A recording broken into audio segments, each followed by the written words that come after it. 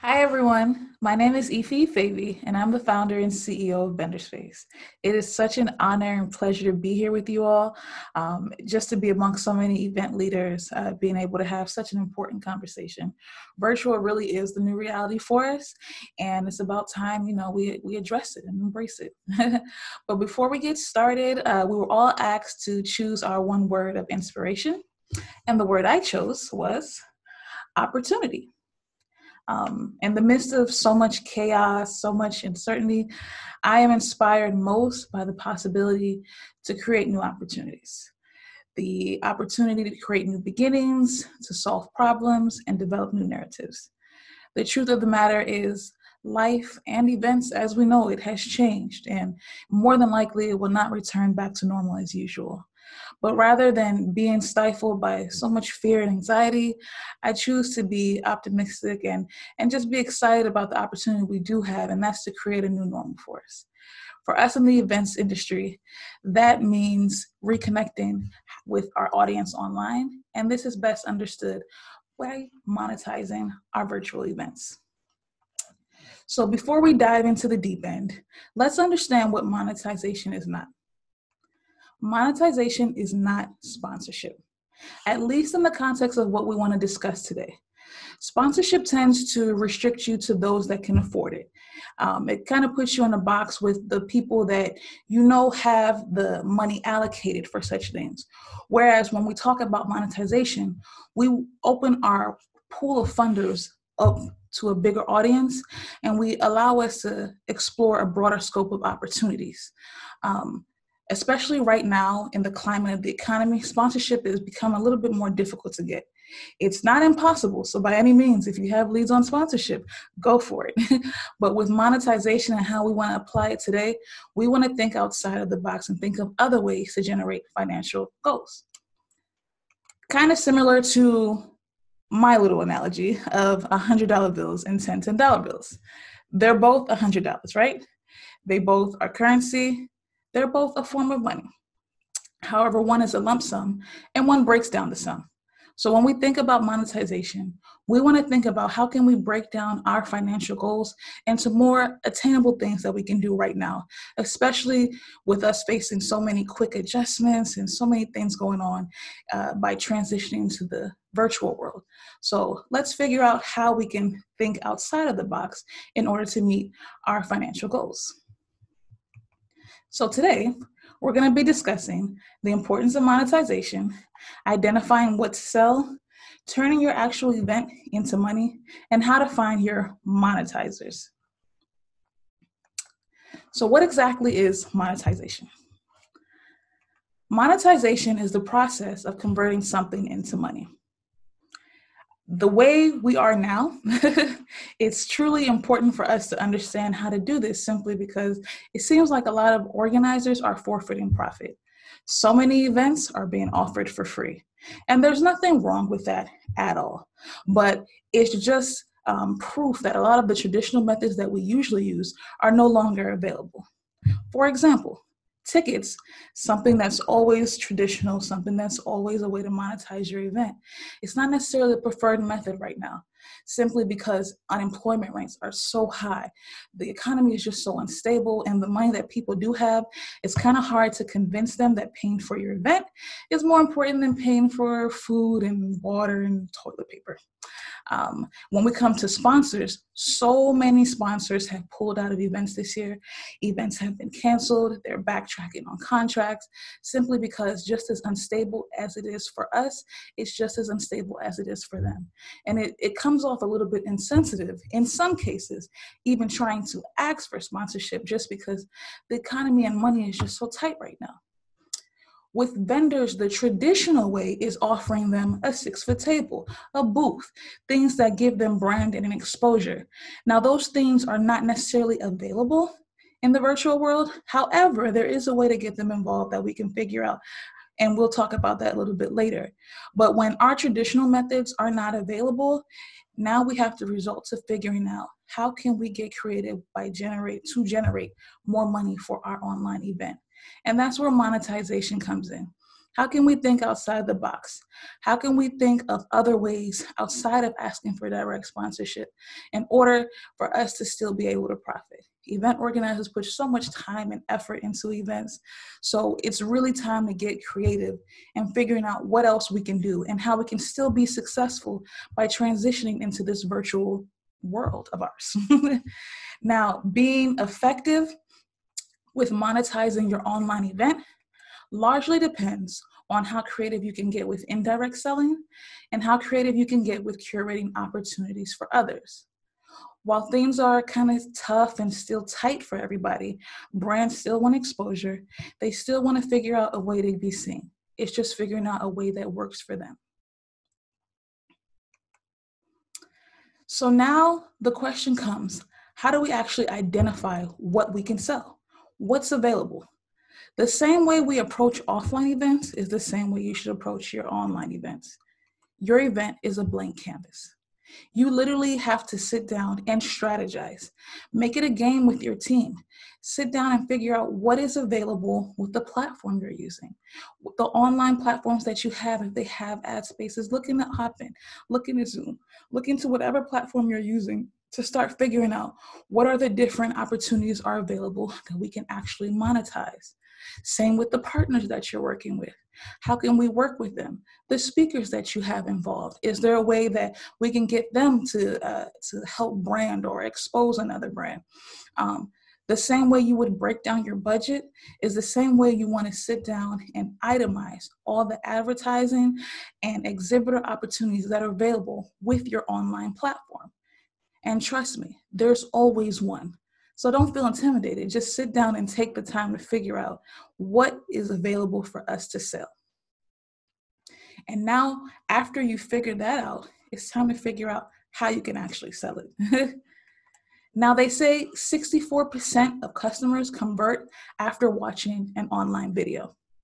Your online event is a video, so you should treat it as such. Now we're talking about coming into production. How can we make this flow seamlessly and still allow us to advertise? Commercial breaks is one of the best ways you can do this. As you're watching a video, how many times when you watch TV do you see commercials come on and you see what a message pop up? You can have marquee messages, you can have different types of pop-ups, but this is one way that allows your traditional vendors to get in front and share their message.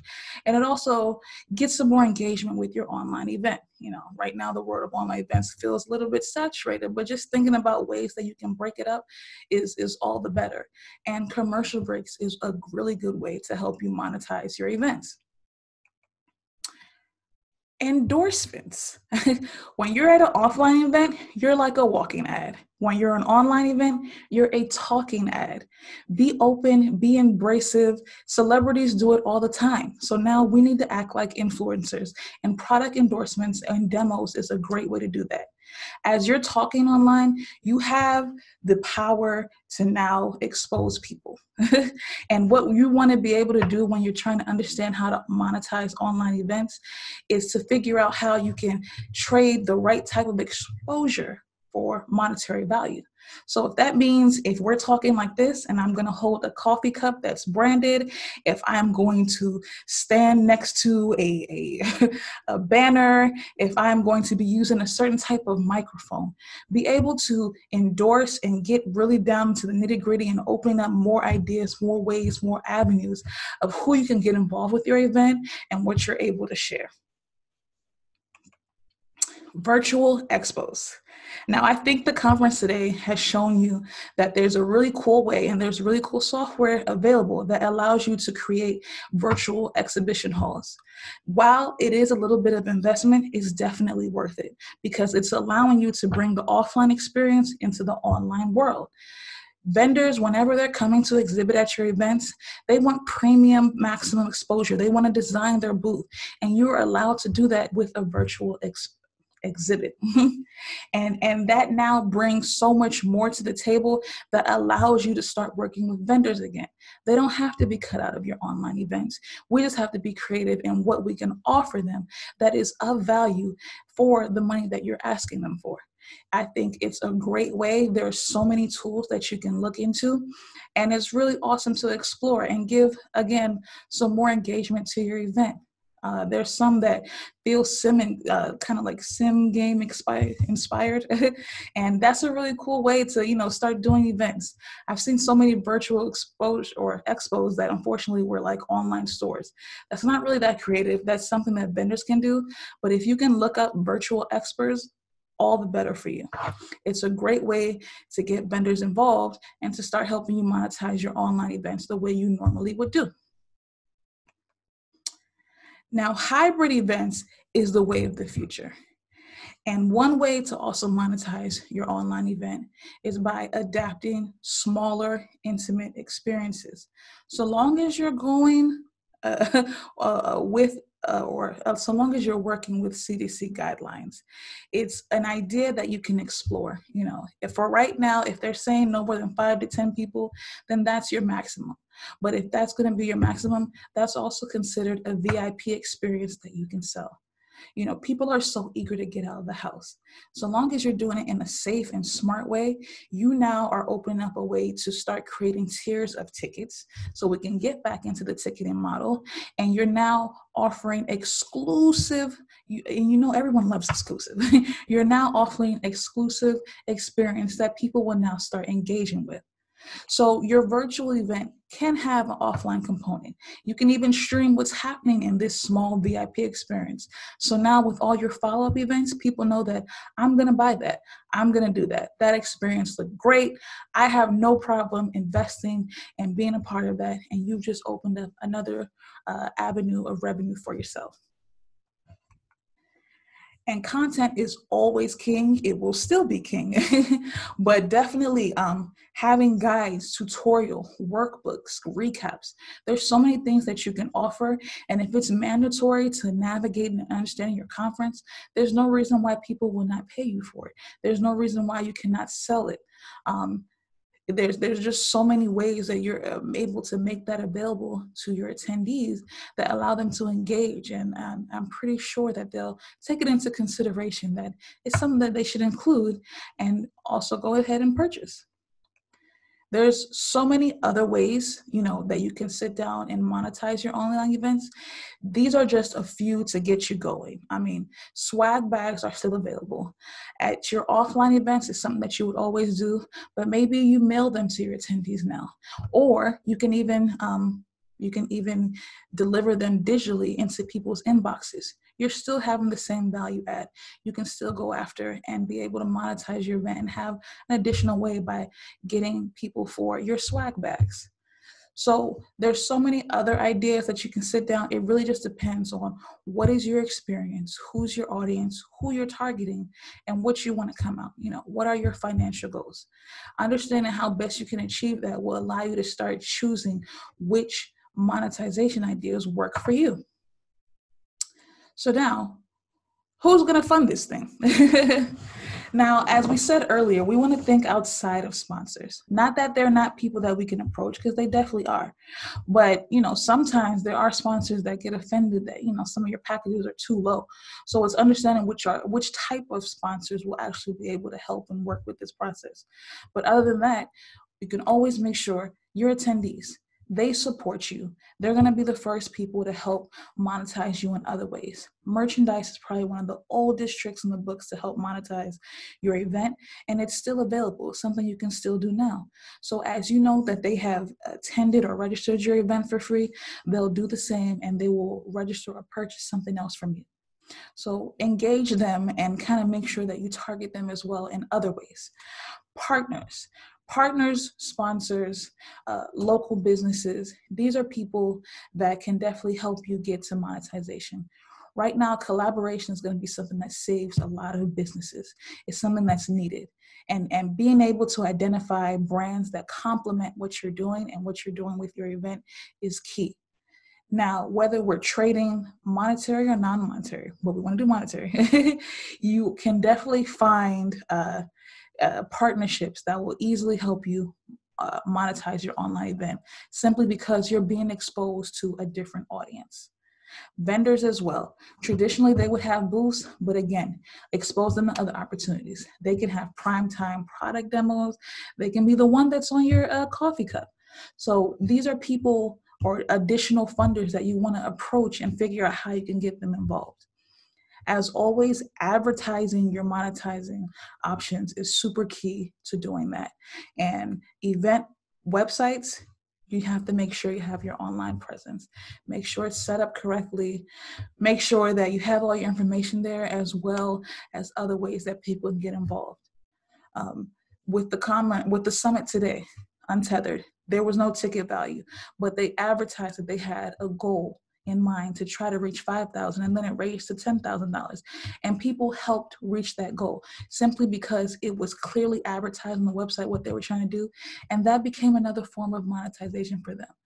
And it's amazing, and it's just such a beautiful thing to see that they're actually donating the money to the Meeting Industries Fund. But imagine if you were doing that for yourselves. You know, people understand what's going on, so being clear and upfront about what your goals are is the best way to go. LinkedIn and LinkedIn groups, being able to share some of your opportunities there.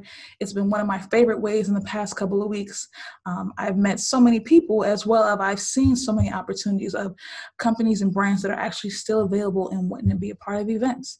Social media, it's always, a given that you can go there to either find people or share some opportunities. And my personal favorite happens to be Vendorspace, simply because that's what we do. Whenever you have your opportunities available, you can share them in our marketplace, and it goes directly to the target audience that you're going for. So we've simplified and we've made that so much easier for you. So when you come into times like this, it's not such of a daunting task to go one by one through all the social media platforms, trying to guess who's who, versus, okay, I know I want to target women-owned businesses. I'm going to upload my event, and they're going to make sure it gets to women-owned businesses. Online events are here to stay. There's nothing we can really do about it, but more so, it's a time to start embracing it. It's a time to start understanding how can we really get ahead of this, because the more you make it work for you, the better. There's so many opportunities in your online event, and I hope that you can just take time to invest in the strategy to think about what you can do to really make it pop and really make it, take it to the next level. It has been such an honor speaking with you guys today. Feel free to reach out to me. I'm on LinkedIn at Ify Ifebi, or you can reach out to me directly, ify@vendorspace.co. I love thinking of monetization ideas. Don't worry, I don't have any consulting fees, so feel free to reach out to me if you have an event or you just want to chat. I'd be more than happy to talk with you and come up with some more ideas for your own online event. I hope you guys enjoy the rest of your time at Untethered, and I hope that you guys take something away and make some more magical online events.